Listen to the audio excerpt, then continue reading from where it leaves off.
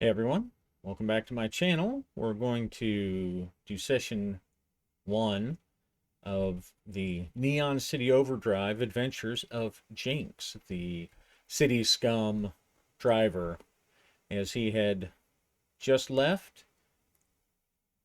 his last employment, heading to his shitty apartment, as he is looking forward to at least getting off of his feet for a little while.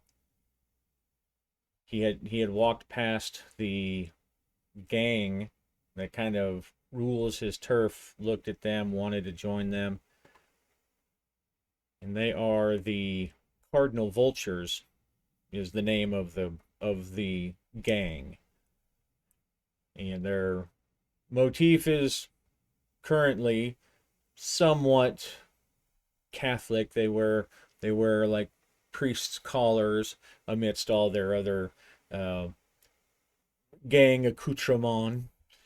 Right, they've got their long coats. There's a lot of red with gold embroidery to kind of look along those lines, and that's who he wants to be.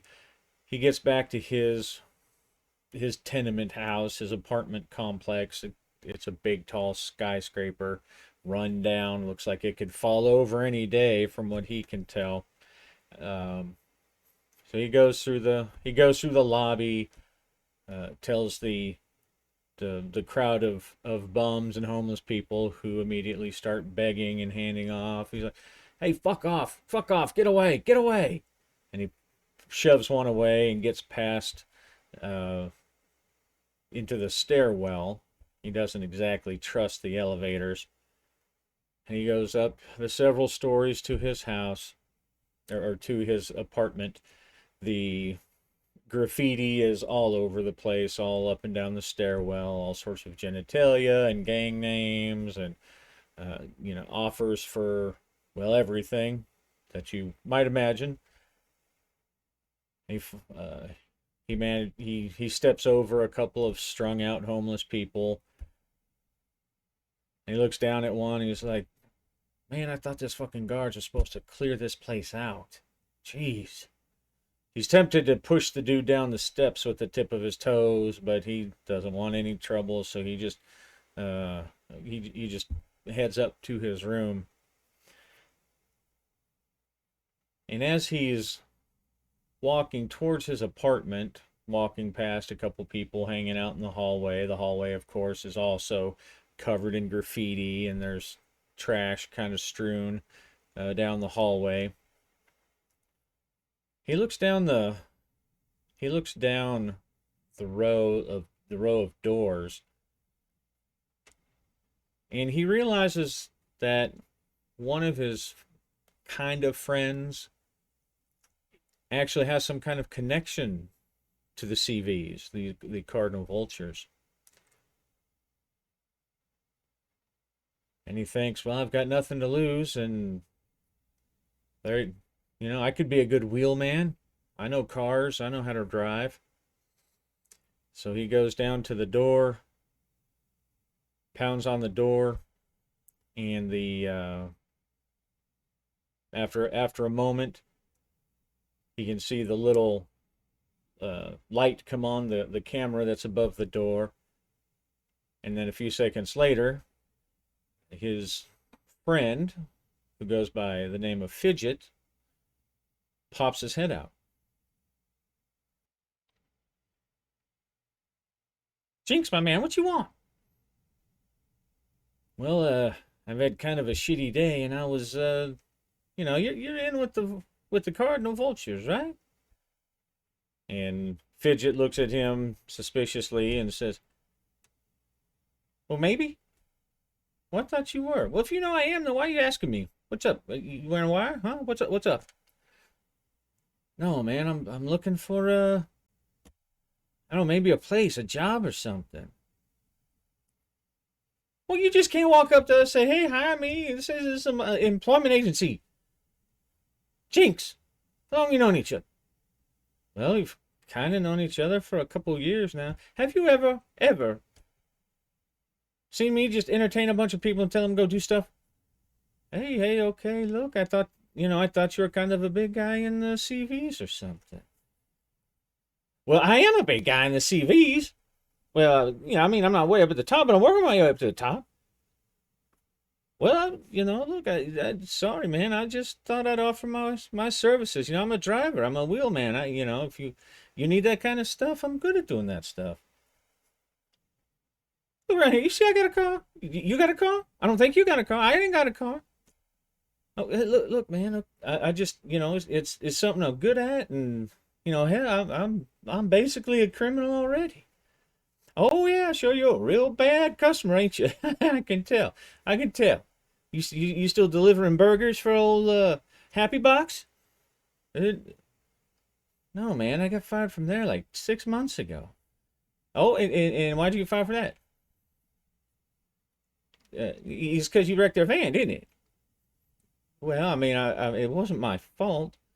Because you were racing around the corner and you clipped. I remember you clipped that. You clipped it out there on 7th Street. You clipped that thing because you were telling everyone about it, about how terrible it was that they fired you like that. All right. Look, man. Okay, fine. Fuck it. I'm just never mind. And Jinx turns away, and Fidget closes his door.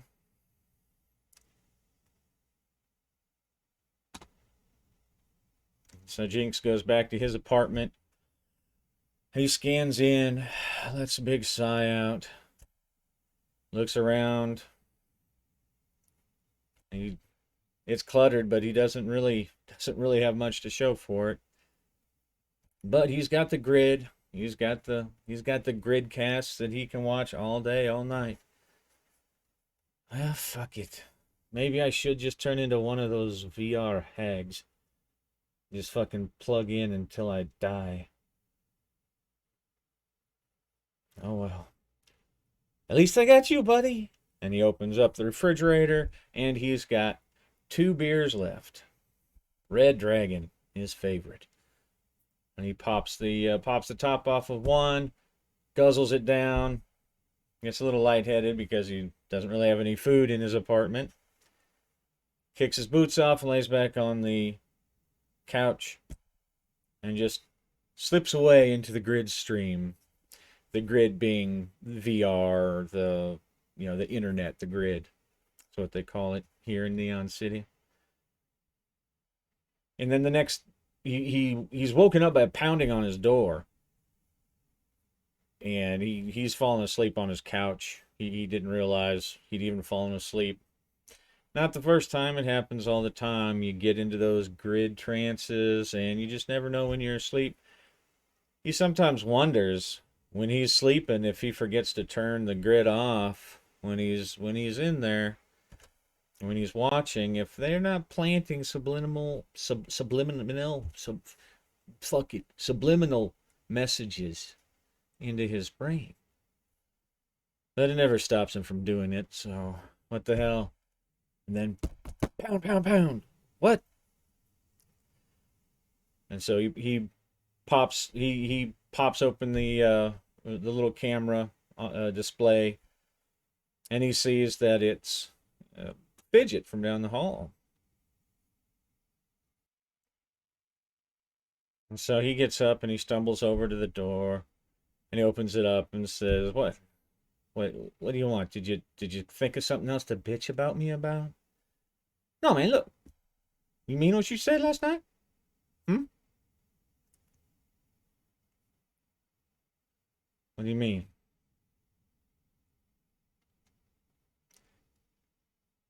"About being a wheelman." Oh, man. He wipes his face off and he slaps himself, wake up, like, "Yeah. Yeah, of course. Man, I want, I see how the VCs are, man. The CVs are. I know you guys are the toughs. That's, I want a piece of that. I'm tired of living in the shithole. Well, in case you haven't noticed, I'm in CV. I'm living in a shithole right down the way, right? Well, yeah, but I'm assuming that you're moving on up, right? I mean, of course I'm moving on up. Everyone got to start low, right? Yeah, that's all I'm asking for is just a chance, just a foot in the door. All right, well, I'll tell you what. You get yourself ready. You get yourself ready. I'll be back in about 15 minutes. I'm going to go see if you can't help me out.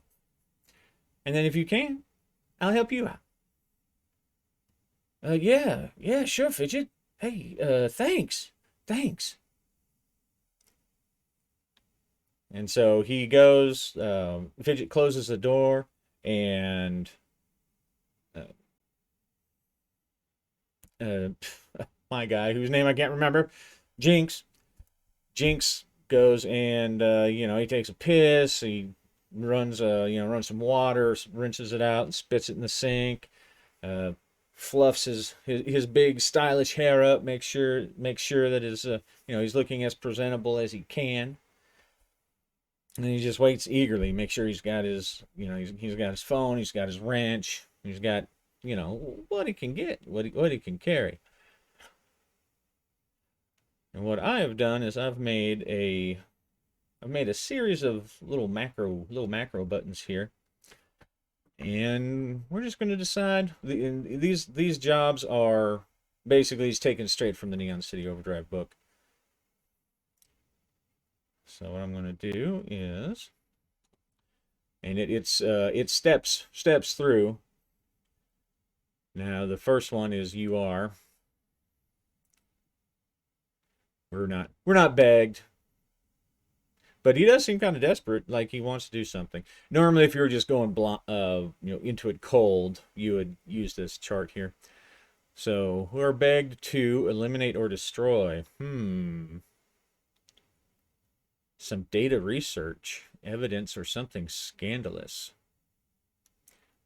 And we will be opposed by, a bounty hunter and a horde of goons. Okay.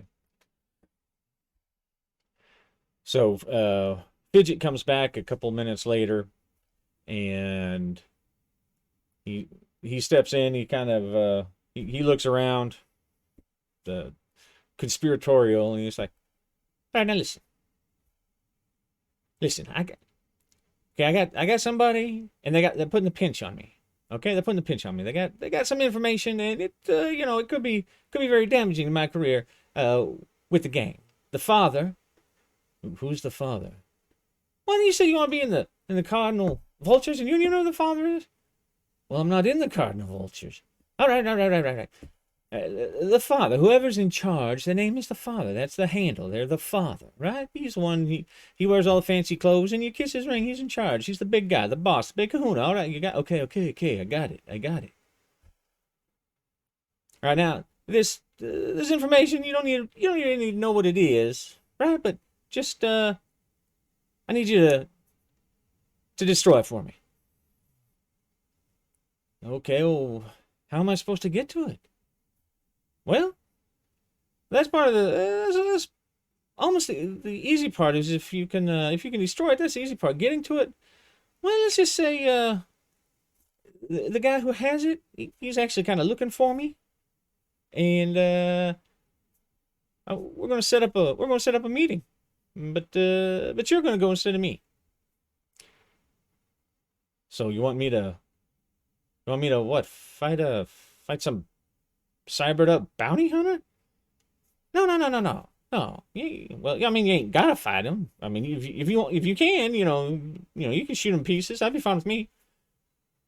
Man, I ain't even got a piece. I'm a driver.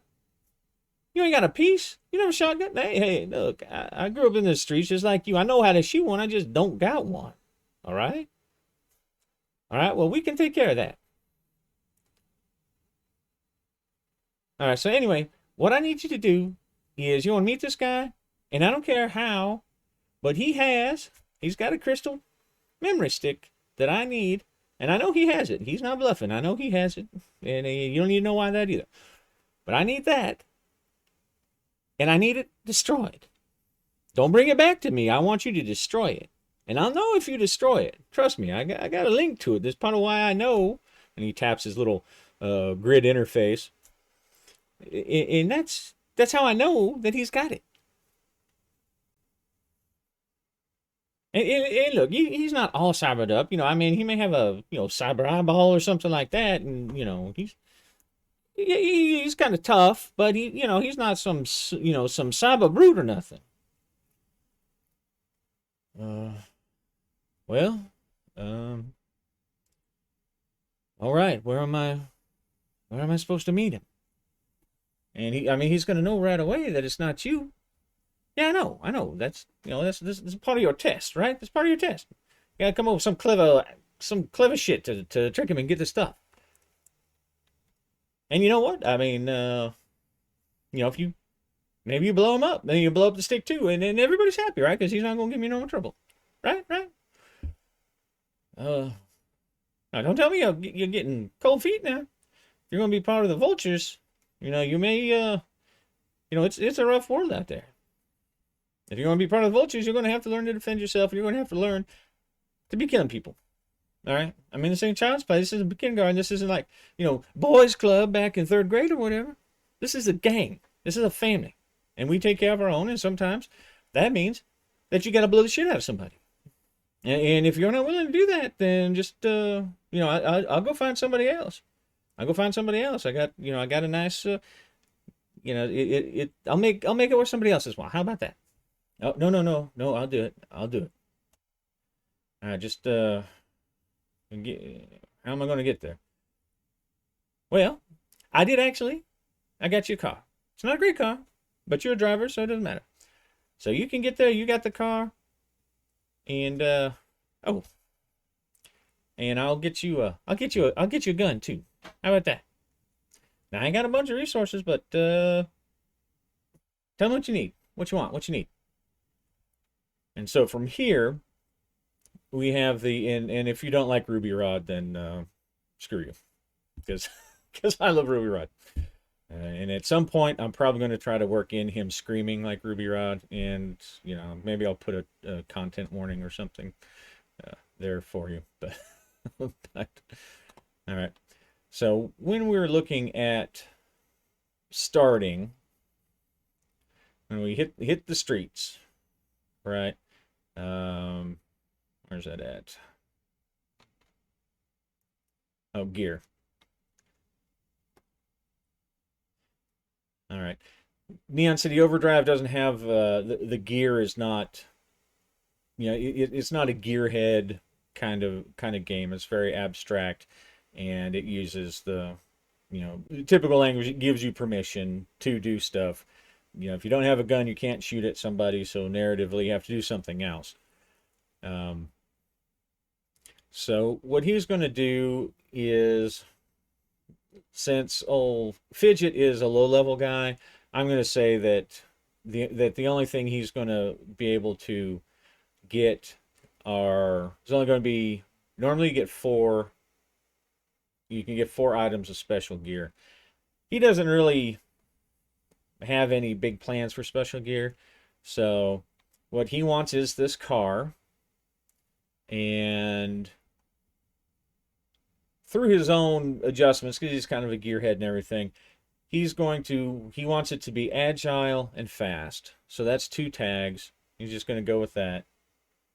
And the way the two tags work is he's going to get what he wants, you roll 1d6, and you have to roll the number of tags that you want or higher to get it. So I only want 2 tags, because one, this is like his first job as a runner, as a cyber runner. So he's been around the block, and he's gotten into trouble and scuffles and all that stuff. He's street scum, but he's never gone on a mission before. Okay, so he manages to he meets not Ruby. He meets Fidget downstairs in the building garage, and Fidget says, well, here's what I got. All right, it actually, it's not a bad car, not too bad a car. And Jinx gets under the hood. He makes a couple minor adjustments. Nothing big. And so he's going to his car. Guess I should make some just a edit. I'll put his notes on here. All right, so he's got a. I'm going to come up with a name here real quick. Using my fancy Game Master's Apprentice sci-fi deck. Just going to come up with some of the names. All right, so it's going to be the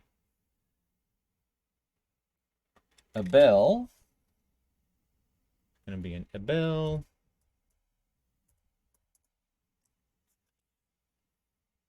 Secret. There we go. It's the secret. The Abel Secret. It's kind of a crappy compact car, but it has a good maneuverability on the streets. He's walking around, and this car doesn't being futuristic. This car, instead of having just regular wheels, it uses spheres on the bottom, and that allows, and a lot of cars have it. It allows it to have this kind of 360 degree where you can turn, spin around kind of thing, zero turn, if you will. And he wants it to be agile, and that'll be part of the 360. Will be part of the agile and fast. He just boosted it a little bit, and he assumes if he's going to have to kill this guy, he needs something, so he's going to get a pistol with auto fire. So it's like a machine pistol, basically. Yeah, I'll call it that. I'll just call it a machine pistol.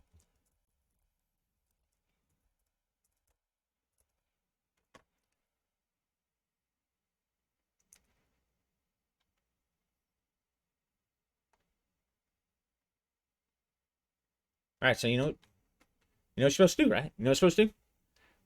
Yeah, I'm going to try to get this thing from him. Yeah, maybe maybe you can maybe you can convince him you're going to trade something for him, and then he can hand it to you and you can run away, something like that. Yeah. Okay, I'll maybe. So he doesn't know, but he gets in his little secret and starts it up, and he heads out into the streets. I'm just going to try this. I'm not sure how it'll go. Maybe it'll be too loud. I'll turn it down. A little ambiance music in the background there. But he leaves. He goes into he pulls out of the parking garage of his house, of his apartment building, and takes off into the city. And let's see where this meeting is supposed to take place. Click on Neon City. Let's see. I don't have a random location. I'll just roll a d6.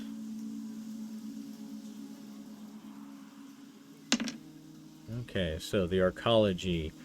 The arcology is kind of what you might call the corporate suburbia.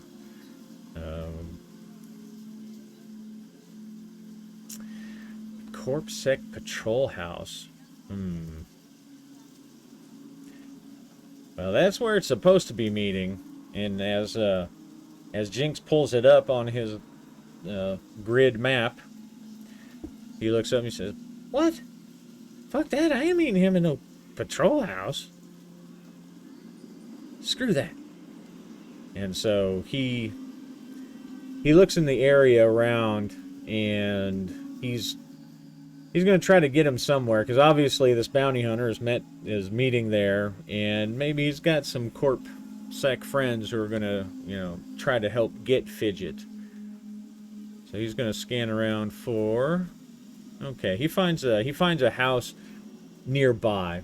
It's not abandoned, but it doesn't look like anyone's home. As he's making these slow drive-bys through the town, and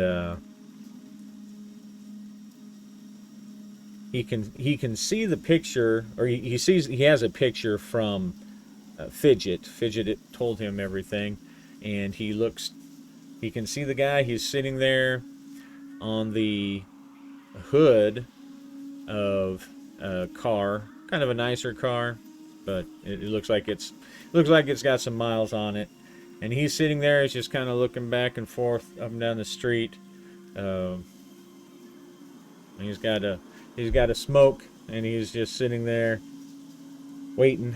Um, our hero can see that the guy's strapped with a pretty big pistol on his belt, and his coat looks kind of thick, like some kind of armored civilian coat, which he would expect anyway.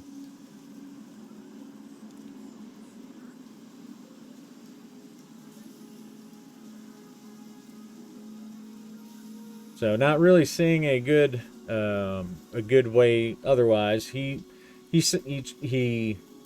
sends him a grid message from around the corner by this house, and he's not a hacker, but most people will at least have a general idea how to use the grid. You know, it's like today most people can read email or whatnot, and he sends this bounty hunter a message. And this bounty hunter's name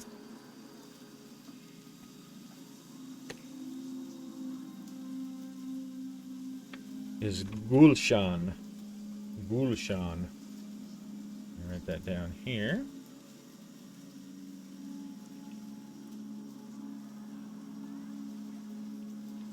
Alright.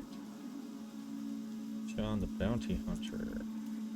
So this bounty hunter, he looks over there, but he doesn't see Jinx right off the bat. Jinx is trying to kind of stay back some, because he doesn't want to he doesn't want to be seen by the corporate security, of course.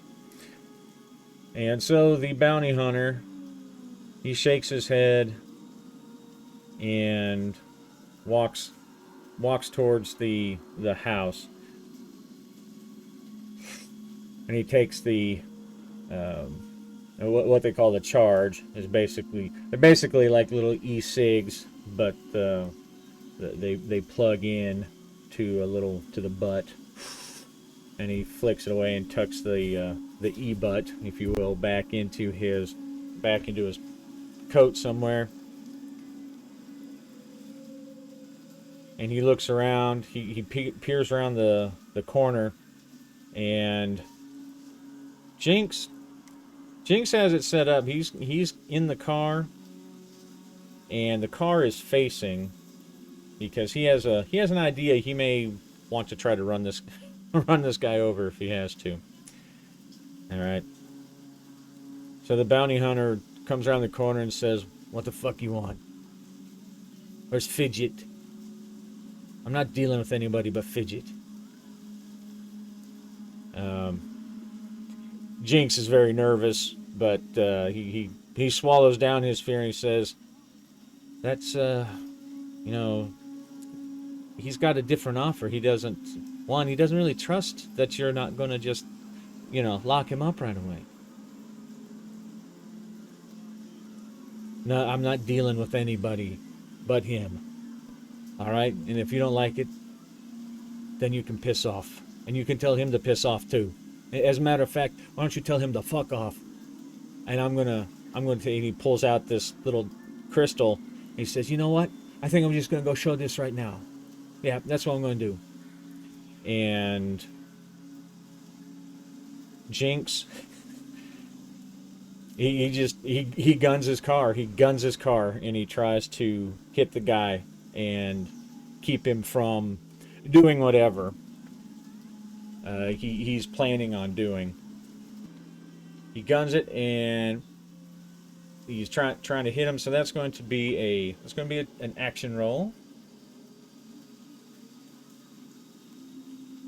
So he has his one die, plus he's a rev head, plus he's got the offensive driver. So I'll give him that, and I'm gonna give him an extra die because he's kind of surprised, and he's got this guy. Jinx has been kind of leaning out his window as he's talking to the guy, and then so I'm gonna give him 4 dice.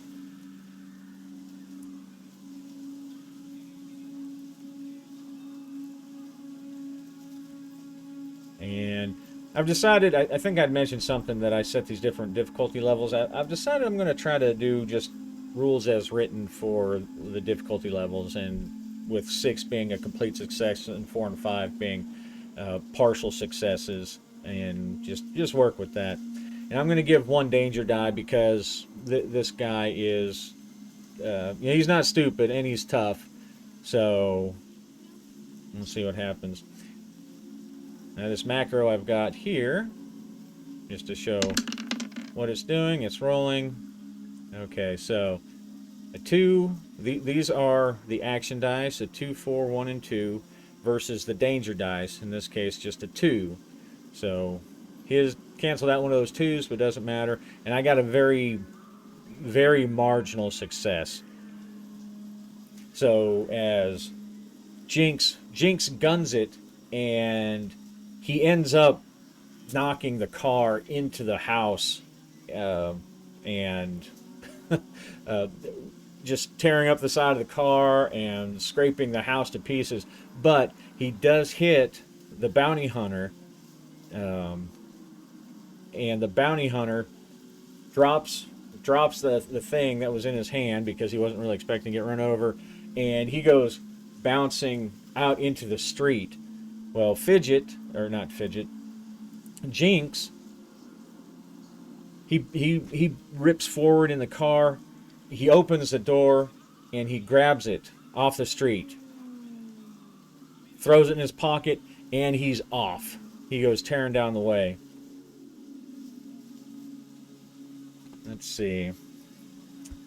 Does the bounty hunter follow? I'm going to say that he probably does. Okay. So the bounty hunter, I think, is going to chase. Obviously, he just one, he got assaulted. He doesn't like that, and 2, Jinx just ran off with a paycheck essentially. So I'm going to roll 1 die 6. The higher, the better for the bounty hunter. The quicker he's able to get to his car because he's pretty close to his car. Okay. So the bounty hunter. He bounces off the front of Jinx's car, a look of surprise on his face, and he goes rolling out into the street, and he's up on his feet almost immediately, and he's running towards Jinx's car, reaching for something under his coat, probably a gun. Jinx is able to grab the data cube and tear off down the street, and the bounty hunter is on right after him. Jinx looks in the rearview mirror and he can see him. It doesn't look like any of the patrol people are chasing him though. So maybe they were going to help or not, but if they were, they apparently aren't interested in getting too far from their patrol house. So now most of the cars are electric, but I found this cool car chase thing. So we'll see how it works. If the background stuff is too loud or too distracting, just give me a comment down there. But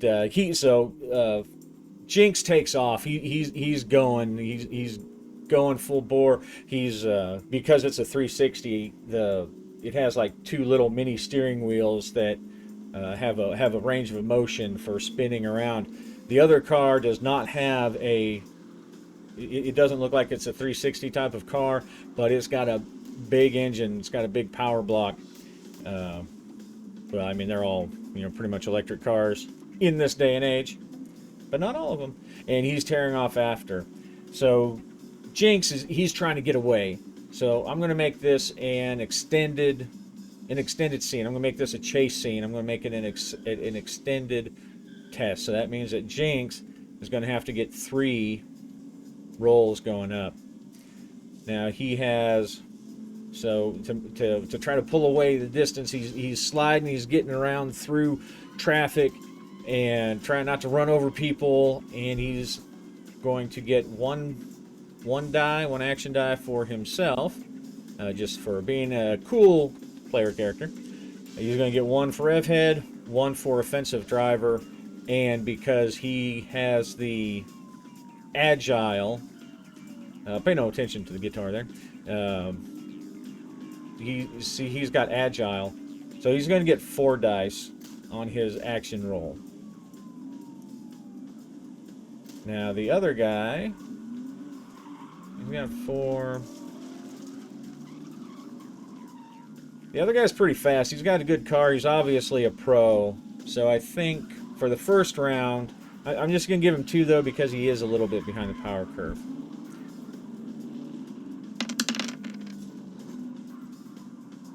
Oh, no. All right, so he got a 5 and a 6, which was a great roll. But the danger dice came up with a 5 and a 6, so it canceled out both of his successes. So he, the car,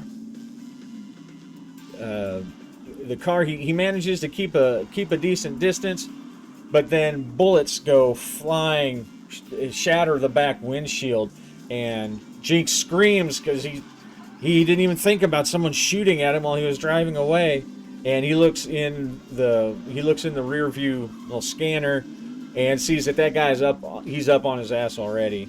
So what we're going to do is we're going to show that as a hit against our man Jinx.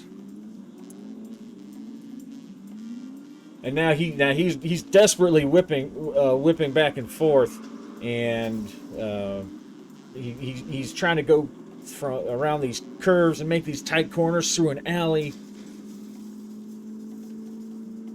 And he ends up, let's see. Yeah, he's whipping through the streets. So he pulls through, and he sees a rail station up ahead, and he swerves off to the side, and he jumps onto the rail station trying to shake this guy who's still right on his ass and now apparently shooting at him. So now we're going to give him basically the same roll. 4 and 2. Ooh, all right. So that was a good roll. He got that and a boon. So he manages to he swerves in between. Yeah, there's actually a train coming the other direction suddenly, and he swerves at the last second. And the other guy, they're running on the roughshod the sides by the trail or by the rail, and the bounty hunter has to swerve the other direction, and so now they're on the opposite sides of this train. And this is one of these are metro trains, like inner city traffic. They're covered with graffiti, some of it pretty, some of it pretty vulgar, but Jinx doesn't have time to fuck with that. As an admirer of urban art, he doesn't have time right now. So he whips around and he pulls the distance. He pulls out, and right before he screeches around another corner, he can see that the bounty hunter's car has cleared the train. And even though there's a distance, the bounty hunter knows where he's at now. But that's one success, one level of success.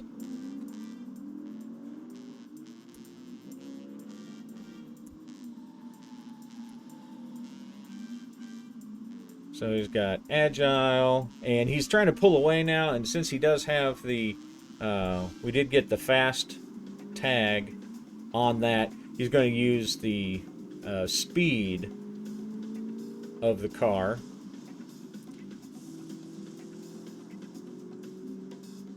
Come on. Yeah, agile and fast. Yeah. So he's going to use the speed now to try to pull away. So that's basically still going to give him the same 4 dice, base die, his trademark, his offensive driving and +1 for the vehicle. That's 4 difficulty. Whoops.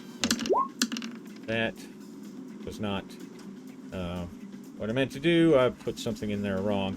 He did get a... I'm just going to re-roll that. I filled out that form wrong, which I hate because it got a 6. But I somehow it skipped the danger dice.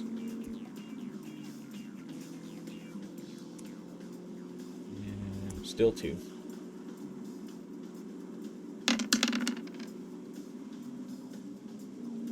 Alright, so he gets a 6. The other guy got a 5, so almost. But he manages, even though the bounty hunter's car obviously sure of raw speed and power, it has an advantage over Jinx's secret. I can see all the jingles for the secret going through my head. But he manages to pull away using speed and using traffic. And he can the bounty hunter's in the background, not able in his somewhat bigger car to get around as fast as he could. And so for the final, that's 2 successes for this task. Jinx, he whips around and he does like a fancy 360 move where he's all dramatically pinned up against the window and zips off at an angle that he knows, even as far back as he is, that the bounty hunter is going to have trouble getting through. So 4 dice again, and 2 danger die. Let's see. You know what? I think the bounty hunter is getting desperate. He's starting to he's shooting down the street at him. He doesn't really have a good chance because he's running, and the distance is opening up, and there's cars in between and everything else.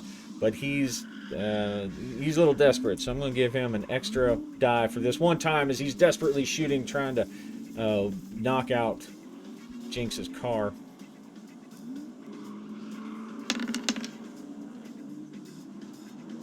Okay, 2 successes. All right, so that 5 cancels out that 5. And that leaves us with a 4, which is a minor success, a success with consequences, but a success nonetheless. So Jinx is able to get down around that corner, but he tears up the other side of the car.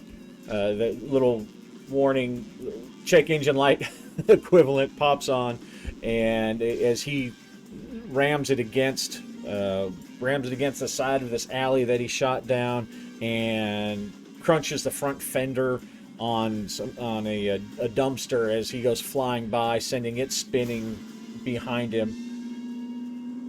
But it actually it blocks the street, a portion of the street that he had zipped down.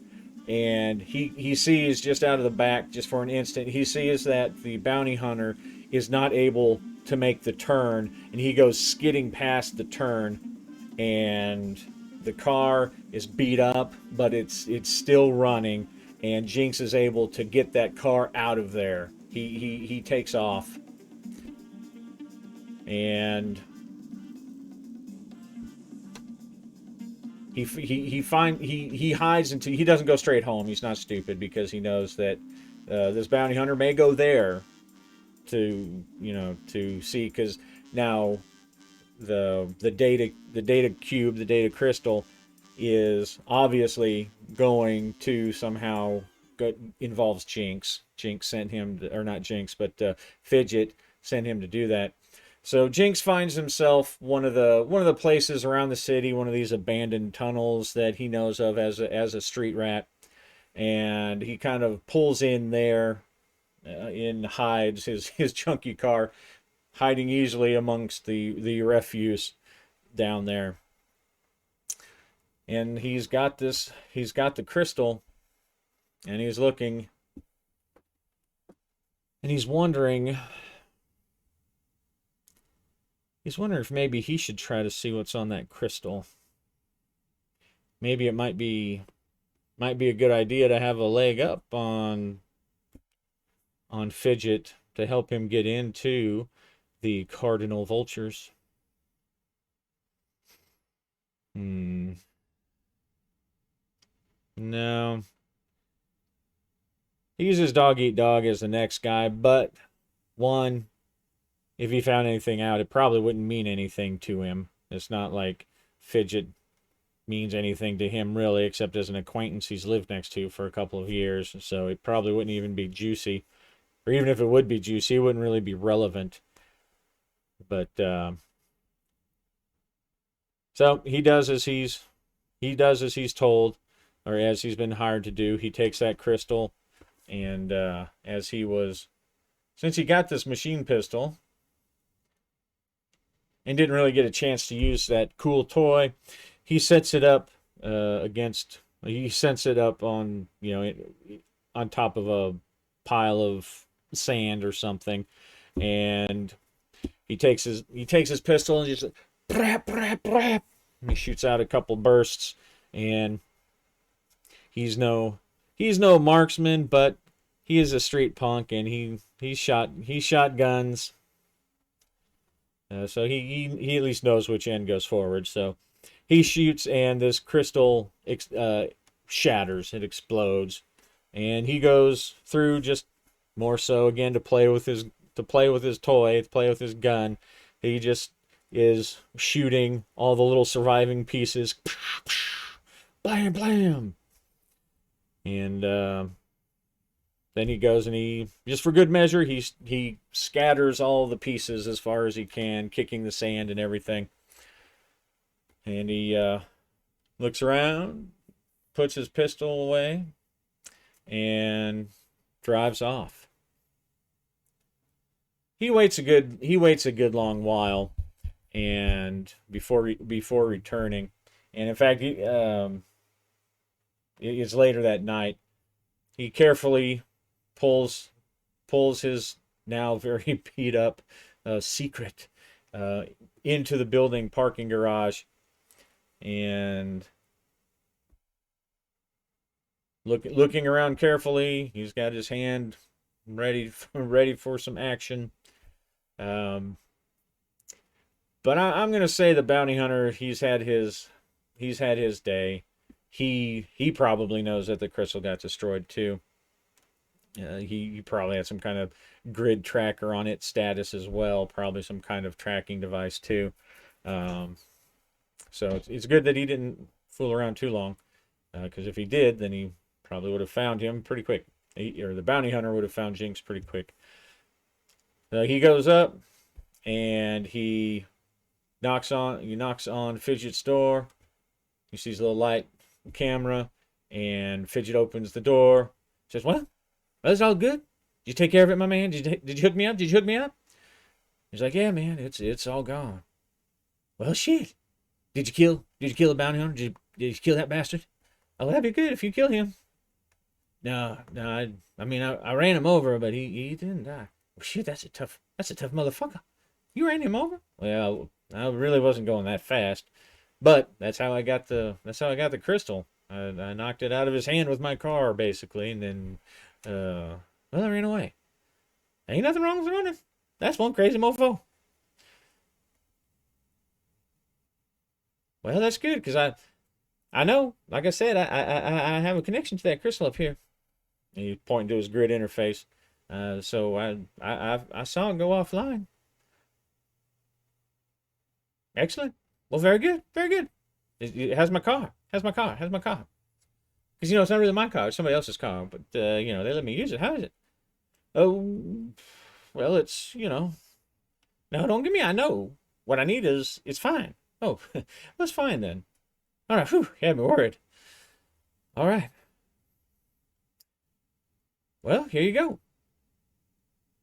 And he pulls out a cred chip, and he hands it to Jinx, and says, "Wait, maybe this will be the sound of a beautiful, what's that? How's it go?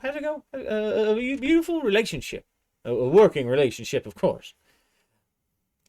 And he goes in, and he sits down at the table, and he invites Jinx. He said, All right. Well, hang on, man. So, do you really want? You really want? I mean, really, really? Because it ain't like I said, it ain't no joke. Cardinal Vulture, serious shit, man. Yeah, yeah, I want a piece of that. Well, why not somebody else? You know, there's gangs all over the place. Well, this is where I'm from. Well, that's very family centered of you. But all right, I tell you what, I'll bring it up to the father next time I see him. Yeah, when do you think that is? Oh, hey, I don't know. He doesn't invite me to any big dinner parties, nothing. All right, well, I appreciate it. I appreciate it. Hey, you want to hit? Want to hit? And he pops up a little, like a mini hookah pipe thing on there. Oh, yeah, what's it? What's in it? It's fly, man, it's fly. Oh, yeah, I'll take some fly. So he takes the hookah pipe and he takes a couple puffs on it and gets dizzy. And he puts the pipe down, not wanting to be rude, not wanting to break stoner etiquette. He says, "All right, yeah, that's good. All right, well, I'll be taking that car back to my friend tomorrow, and don't spend all that in one place. All right, now fuck off." So Jinx gets up and goes back to his apartment. He counts up his winnings, and it's not bad. It's not a it's no fortune, but it's definitely more than a regular paycheck. So he stacks it away and lets the buzz carry him off to Sleepyland. All right, so that was the first mission. First, kind of a small mission, a mini mission, just to get old Jinx started on his crime wave, so to speak. So when we're done,